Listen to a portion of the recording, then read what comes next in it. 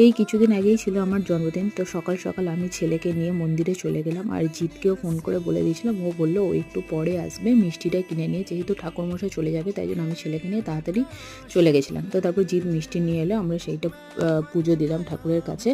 এরপরে আমাদের দুপুরের প্ল্যানিং ছিল একটু বাইরে কোথাও লাঞ্চ করতে যাব। প্রত্যেক বছরই বাড়িতে লাঞ্চ হয় যবে থেকে আমার বিয়ে হয়েছে, তো দুপুরবেলার লাঞ্চটা আমি বাড়িতেই করি, শ্বশুর বাড়িতে। সো এবারে জিৎ বলে চলো আমরা কোনো একটা ভালো রেস্টুরেন্টে যাব যেখানে তুমি আগে কখনো যাওনি। তো এখানে আমাকে জিৎ নিয়ে গেছিলো, এইটা ছিল বেহালার পান্না বাঙালিয়ানা রেস্টুরেন্ট। পান্নার অনেক ভ্যারাইটি আছে, বাঙালিয়ানা, সাউথ ইন্ডিয়ান, চাইনিজ। তো আমরা বাঙালিয়ানাটাই গেছিলাম। তো এখানে এদের যে স্পেশাল যে ডিশ সেইটা অর্ডার করেছিলাম। সো এদের খাবারের কোয়ান্টিটি অনেকটাই ছিল, আর কোয়ালিটি নিয়ে কোনো কথা হবে না, কোনো কম্প্রোমাইজ হবে না, সব কটা রান্নাই দারুণ ছিল আর টেস্টও খুব অসাধারণ ছিল। তো এখানে লাঞ্চ করে নিয়ে আমরা কোথায় গেলাম জানতে হলে পরের ব্লগটায় চোখ রেখো।